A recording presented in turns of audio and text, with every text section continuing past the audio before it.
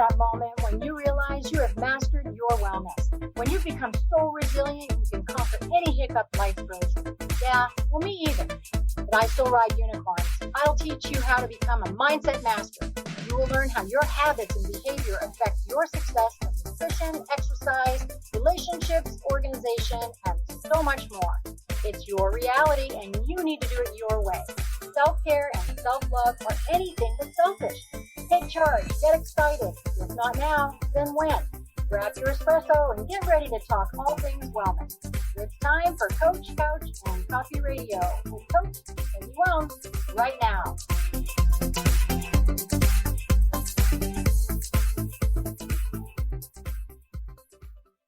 Hey, everybody. Oh, my gosh. I'm so excited today. Happy Monday. Happy Monday because it's almost over, maybe. I don't know for you. This is Coach Peggy, Coach, Couch, and Coffee Radio, and I'm so stoked for today's show. I'm going to try to act like I'm not on a pot of coffee. Okay, so today's guest, first of all, I always bring my unicorn mug today just because of Miss Stephanie, who I know loves horses. I brought my Be a Unicorn in a Field of Horses mug. So did you bring your little coffee mug for here on Coffee Time? I did. You did, and you brought your beautiful rings on your finger that I just had to notice just because. I wore red for you, Stephanie. Thank red you. feather. I so love that. I love it too. So listen, you guys, today's subject is about a book, The Evolutionary Empath. I've got Reverend Stephanie Redfeather here, brilliant lady. But what I want to tell you about is I love empaths, but I worry about my empaths, and I sometimes am an empath too. But lots of my clients, I have to work with them on their abilities and how to protect themselves and all of that stuff. And we don't take care of ourselves enough, nonetheless, if you're an empath. So this subject, I'm just going to show you. Peeps, I marked the heck out of this bad boy. And I haven't read a book this fast since The Afterlife of Billy Finger. I don't know if you've read that, but I read that. I think this book is an amazing read. So let me just tell you about this beautiful lady first. So first of all, her book was just released on November 5th. And within like 24 hours, it went to number 1 on Amazon in her category, Shut the Front Door. I know I just aged myself with that, but it is amazing. And it's her life work. And she is an ordained shamanic minister. I just love that. She holds a bachelor's degree. This isn't going to make sense to you. She holds a bachelor's degree in applied mathematics and a master's and doctorate degree in shamanic studies from Venus Rising University. She's also a mesa carrier in the Pachacuti Mesa traditions of Peru. Did I do okay? You did. Yay! And she studied with Don Oscar Miro Quesada. See, I even tried to, I'm like, oh. Okay. And she also, bear with me, 10 years in the military. We're going to wrap this around. You're going, is this the same gal? There's one girl on the show. Okay. And then she also is the founder of Blue Star Temple, which we're going to chat with you about that and what she has to offer there towards the tail of the show. So Stephanie, welcome. It's an honor to have you here, my love. Thank you so much. How are you doing today? I'm good. Are you good? Yes. I know as you know, I've been watching you, taking care of you the last couple of weeks, and you were not feeling very well. And this book came to, you let your baby go, your little bird's flying, and then you got sick, and then the baby bird went. But you're feeling better. I am, for the most part. I still have a little tickle, but I'm doing much better.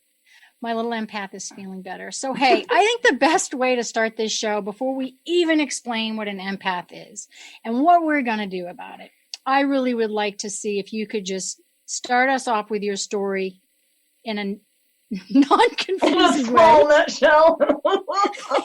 And make us feel like we've not gone crazy. But it is going to all tie together, and it's hard because we don't want to give a bunch away, because in the middle of all this, you have all of your self-discovery. So take it away and let us know a little bit about you. Yeah. I was a very creative and intuitive child. I was a little empath before I knew what that was. My mom said that I could always tell when other people were unhappy or having a bad day. And so I would instinctively hug them or curl up in their lap or somehow reach out to try to make them feel better, which I still do today, minus the lap part. Just in case we run into each other in the airport, I just want to make sure. Into your lap. So, but I was very sensitive. I went to a creative and performing arts school. So for those of you that remember the TV show Fame, I went to a school like that. And then fast forward a few years and I get a math degree and go into the Air Force. So, that part of my life is very much like, which one of these is not like the other, And running into your empath world or from is where really your story really does show a beautiful example of how this can roll out. Yeah. For an average person. And in all of there is my parents' divorce at age 8. And then me choosing to move in with my dad and stepmom for high school, which is where my nature started to hide. And in hindsight, the way I describe it when I look back is, our empathic qualities really peg the feminine side of the house, the feminine qualities and aspects. And so as I started coming into puberty in my teenage years, and I just moved in with my dad and stepmom, and by the way, my stepmom and I fought all the time and had karma, and so it was a very abusive relationship, emotionally, mentally abusive. And so the way I describe it is that my masculine came in and said, "I'll save you," to the best of his ability, being 13, at the time, right. And took my feminine and put her in a box and put her away. And in my high school years, you can chart the feminine going down and the masculine going up. And by the end of it, I'm trying out for the Air Force Academy and choosing to get a degree in mathematics and going to an engineering school and becoming an Air Force officer. I can picture you during PT. You're like, you got your rucksack, or you're doing your push-ups, and you're like, I just love everyone around me. And I want to talk about their struggles. Can I carry your backpack? Honest to God, in one of our assignments, I went through Air Force ROTC, and we had to practice briefing. And people are briefing about military aircraft and strategies and war and this and that. And I ended up talking about it was something more like communication skills or something a little more psychology, because that was as close as I could get to what felt comfortable to me. Can I fix you and make you feel better while I ignore my own needs? Oh my gosh. So first of all, can I ask you something that's a little off-road, and I hadn't asked you if I can, where do you get the red feather name? Mm-hmm. So did that come from working with Oscar? It didn't, not directly, but he created a program where some of the elders in the community, he passed the mantle of teaching on to some sanctioned teachers. And so there was a couple here in Kansas City that were mentors of mine, and I was receiving a healing session with Gary, the man of the couple. And I'm standing on a buffalo hide. He's taking me through some stuff, and all of a sudden I'm having a vision. And part of that vision is I see a native person, but with a full headdress, but all of the feathers are red. And it just occurred to me, I'm like, I think I'm being given a name. I'm like, Gary, this is what I'm seeing. And he confirmed it all. And we did ceremony to anchor that name. So in spiritual circles, that was the name I went by for a while. And then when I got married in 2011, I took it on as my legal last name. That's fantastic. Okay, good. I was hoping that you'd be okay with me asking without asking before asking. Okay, wonderful. I think that's a fantastic. So how did you go through the thing that sticks out to me the most is, as we listen, our listeners and viewers are out there, is I really want to get through the how you felt to the you're not crazy, like that bump there, because I want our listeners to really hear and get into the meat of this. I did tell you before, I want you back on the show, you guys who are listening. This subject is so meaningful and deep, and I know you'll resonate with it, that I'm going to have Stephanie back the first part of the year when she launches her audio books to this. So that's going to be fantastic. So today, I want you to listen to what she is saying in regards to what an empath is. Are there any signals or signs that you have or anyone around you? And just sit in that fact that, I might not be crazy and they might not either. Mm-hmm. So start with that. Yeah. Woo. So what I want to say is, when I started to write this book, my spirit guides only gave me one directive, and that was create a definition. To which I promptly went, okay, sure. Yeah, no pressure. All right. Wow. But I did. And so in common vernacular, the word empath has been around for, a few decades. In general, the sort of daily common definition is a highly sensitive person. Okay. But there's so much more to it than that. And I spend 2 entire chapters in my book defining what an empath is, multiple aspects of it. And I distill it down into a paragraph. Like, I couldn't make it any shorter than that because the definition needed to include everything that it did. Right. And what I'm getting to is there is no one size fits all definition. There are 5 qualities that I identified, and people are going to express some of them strongly and maybe others not so much. So they're all on a sliding scale. And for some people, if their coping mechanisms cause them to repress all of this, they may read this list and go, you're crazy. This is not me at all, because they're so disconnected from that part of themselves that they don't even recognize that. Their masculine self is in the house. Yeah, for sure. So do you want me to I would love time for the 5? Oh, okay. Please. Yes, I'd love to hear them. So this is not the entire definition, but this is a big chunk of it, and it's going to give people real access to comparing it to their own life experiences. Yes. So the first quality is we have a very strong ability to merge with and absorb the energies of other life forms. So not just humans, but animals, plants, Mother Earth, anything that's sentient. And this stems from our very open energy field. The second quality is that we have a highly sensitive nervous system. Mm-hmm. So, by definition, nervous systems are sensitive, but it's kind of like we got a 2-for-1 special. Right. And so it makes it easy for us to get overstimulated and overwhelmed. And it really requires radical self-care, not just self-care, radical self-care to be able to manage all of that. The third quality is that we have the ability to perceive subtle energies, the unseen realms, information stored in the energy field of other beings. And so this is what predisposes us to having wicked intuition, sometimes having premonitions, seeing the dead, accessing the Akashic records, working with clients and just knowing what somebody's feeling, so just on and on and on, astral traveling and shamanic journeying and all of these sorts of access to other dimensions and other worlds and subtle energies. The fourth quality is that we place a premium on peace and harmony. Mm-hmm. And that's peace and harmony in our own self, in our relationships, and in our environment. So when we're unconscious of this aspect, we tend to put our own needs last because we don't want to rock the boat. We want to keep the status quo. This can also, like in our environment, I know for me, I'm constantly tweaking stuff, because everything has an energy field, and it's like, oh, no, the tweak. I have a really close person in my life who's a strong empath who inherited it from my lovely grandmother who has since passed on. But I call it the I'm fine. So it's just those words that are hidden behind just suppressing everything. So I resonated with that instead of shifting and doing things to settle. It's I'm fine. Just complete disconnect.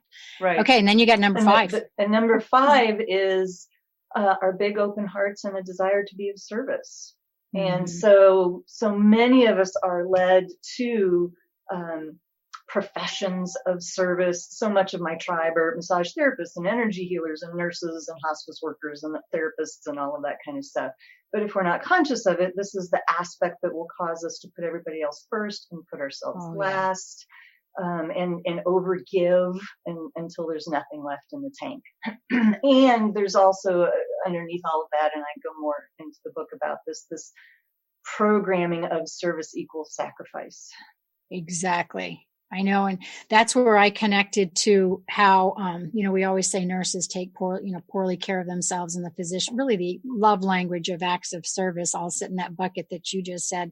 And in my world, I say self-care so much. And it's one of those concepts I cannot embed or throw at people enough. So as an empath, that destructive physical, that manifestation of just even having those abilities, and then all of a sudden you're in a giving, the takedown's got to be.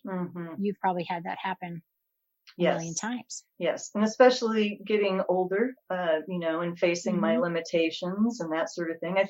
I think part of being young is our recovery time is faster, and we can really deplete ourselves, and the next day we're like, whoa, so I have been like a high energy, high intensity person for a long time. And so the last several years, my body has said, sit your bleep down. Yes. And deal with some of your limitations. And so self-care has blossomed into multiple layers.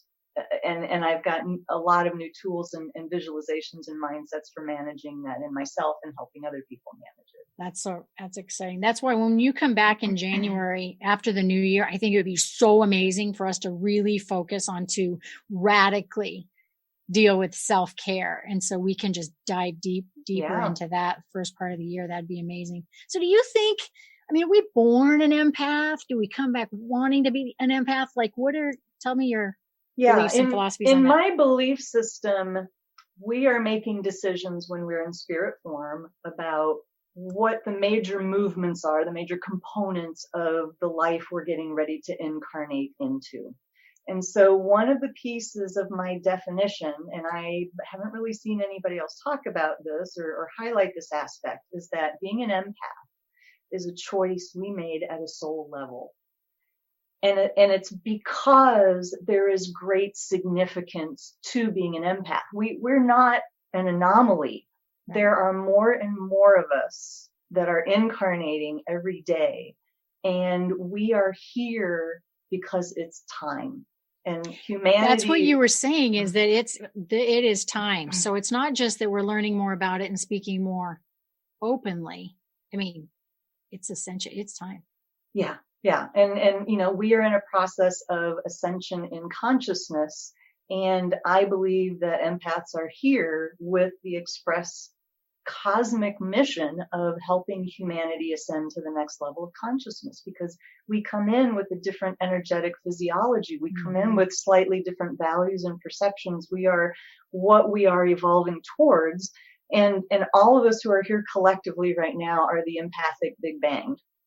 And in the movie Moneyball, they have the quote, the first guy through the wall always gets bloody. And so collectively, all of us who are here right now are the first ones through the wall getting bloody. Yeah, that's right. So the empaths that are here right now are especially courageous souls, knowing that they're coming in the first wave, being the front runners. And and sticking together and being as transparent as possible. I think about the younger empaths, of which obviously you were, and not knowing what it was or how to name it or anything like that. How did it affect, or how would you say, let's just throw it to an empath that's out there listening. How can they know how it's affecting their relationships, even personally or professionally? And is there a tip you would give them today if they go, whoa, I think I'm an empath and I'm in a relationship that blank? What would be your dart you'd throw? Just because this is the way things are, when we don't know we're an empath, we are an unconscious empath, which means we're probably living from the shadow aspects of these 5 qualities, which usually include things like codependence, not knowing where you end and the next person begins, losing yourself in relationship, having no sense of yourself, not knowing who you are, because our gift is to merge with another. What that means is that it's challenging for us to know who we are and to stay centered in our own sovereign self. And so if you think you're an empath, you might want to look at your relationship through the lens of, Am I giving myself away? Am I codependent? Am I trying to please everybody else? Is there a little voice inside of me going, Yeah, I'm not listening to or it, dependent on other things, trying to dumb that down, for lack of a better term, substances or abuses of self, and not yes, exactly. I mean, seriously. Yeah. Mm-hmm. Yes. That's, oh gosh, that's got to be, the book is so helpful. I mean, when you first pick it up, you're like, this is heavier than that. This is, you guys, this is a toolkit. First of all, the whole second half of this book is an extreme how to dissect things down, tools and strategies to use. And you got to go get it. And I get no percentage of Stephanie's book to say that. Bible. I just get to sit on your lap. You come sit in my lap while I just brag about your book, and you can pat my back. But seriously, I just want everybody to go out and get it, go through the whole page, the whole beginning part of the book, and realize that you're not crazy. Even if, you don't have to have all 5 attributes that, it's like just even one piece of it, and peeling it back and diving into those shadows is a lot of energy, a lot of work. We need to hang out with like-minded people. And girl, I don't even know how to finish this up. Look at the hour. I know the unspoken subtitle to this book is Life Skills for an Evolving Species. Yes. So really, whether you identify as empath or not, everything that I offer in this book is good, solid life skills. Well, and for even the non-empath, because you're either going to know one, need to deal with one, in a relationship with one, or you are one. And so that's what I love about it. So you've got to buy it. Just saying. And I need you to tell people, because everybody, I can hear the emails and see the emails now. Oh my gosh, you were just getting into the subject and then the show is over. I know. It's just 30 minutes today. Gosh. But tell everybody where they can find you. Tell us anything you want to tell us about your Blue Star. It's yours for a second. Yes, here. Thank you. My website is bluestartemple.org. I currently have a weekly blog, so I've got lots of articles if you want to read more. I am in the middle of a 12-episode podcast, and episode 8 just dropped today, so it's a weekly podcast. So that is a great resource to find out more, to go to these podcasts. Yes. I've got a video home study program. I've got workbooks, and I have so many things in development in my head that are coming for the next year, because I really feel that my gift and where spirit is leading me is to create all of these different tools and resources for people on this journey of awakening and discovering themselves as an empath. If you live anywhere near Kansas City or not, and you don't mind traveling, I have a live workshop December 6th through 8th in Kansas City. So that's on my website. So, and I also just want to mention that the book includes 8 really beefy guided meditations. What more could you want? It's like an encyclopedia. I am so thrilled to have had you, and I feel like I just took one sip having you here. So we're going to have you back. I love you it. Guys, email me with any questions directly at CoachPeggy@3wellnesspillars.com. If you'd like me to reach out to Stephanie in any way, I will. And I just want to give you a quick heads up. My December Dash crazy sale. So you have 4 one-on-ones with me virtually. We'll go through any goal that you're working on. $199. I mean, come on. That's about a giveaway. So email me as well and let me know on that. And the holidays are coming up. Take care of yourself. And I am so glad to have had you on the show, Stephanie. We'll talk really soon. Thank you. Okay. See you later, guys. Thank you for listening to Coach Couch and Coffee Radio with me, Coach Peggy Wellness. Did you hear something that made you go, or have an aha moment? I live for those.